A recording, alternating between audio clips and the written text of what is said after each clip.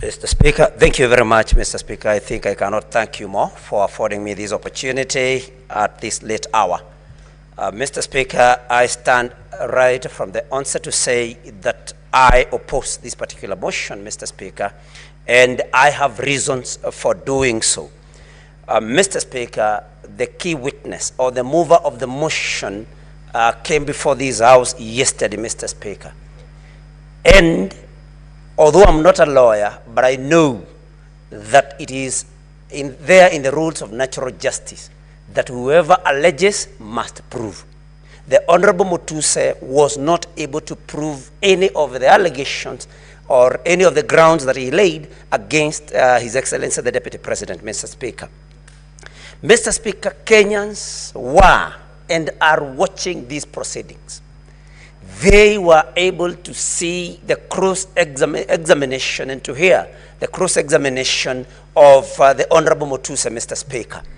And I want to urge this House, Mr. Speaker, that if we want to uphold the dignity and the honor of this House that Kenyans were and are still watching, you cannot impeach the Deputy President of the Republic of Kenya, Mr. Speaker, on allegations, on grounds that were not able to, that the mover was not able to prove, Mr. Speaker. And that is what prompted the question, I think, by Senator Wambua, which later was asked by Senator Awakia Umtata, which you were able to stand down because it had already been asked, whose motion was Mutuse's?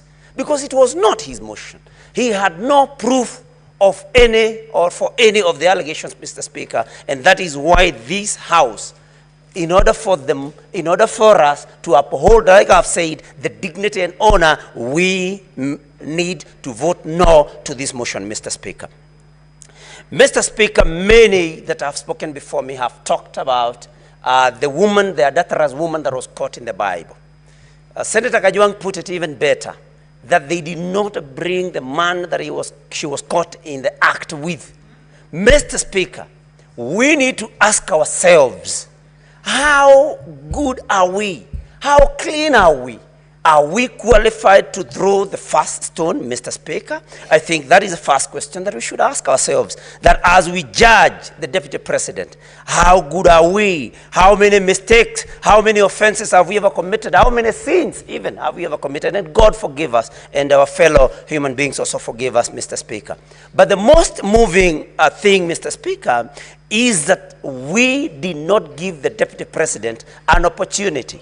I know, of course, the motion to defer this particular, to adjourn up to Saturday did not pass. But, Mr. Speaker, under Section 50 of our Constitution, Mr. Speaker, we, 50-0, Mr. Speaker, we need to give any person, 50-0, that is 50, Mr. Speaker, 2F, to be present and when being tried, unless the conduct of the accused person makes it impossible for the trial to proceed. Mr. Speaker, the Deputy President was taken ill according to what the council reported to this House.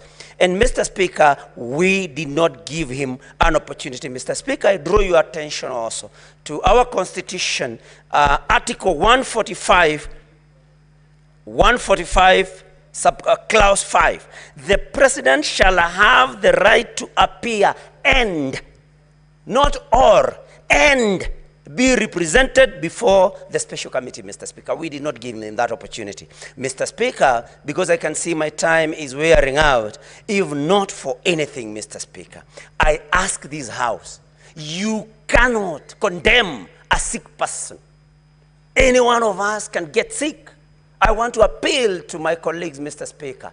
Nobody chooses when to get sick and when to be in good health. You cannot, we cannot afford to judge a person, to condemn a person when they are in hospital, Mr. Speaker. And so I want to appeal to the members of this House that if not for anything else, you consider that the Deputy President has been taken ill and show the necessary compassion. And Mr. Speaker, I want to my majority leader is here, and he made a statement that was very disturbing, that even those that are saying that it can bring division should Senator Mogene.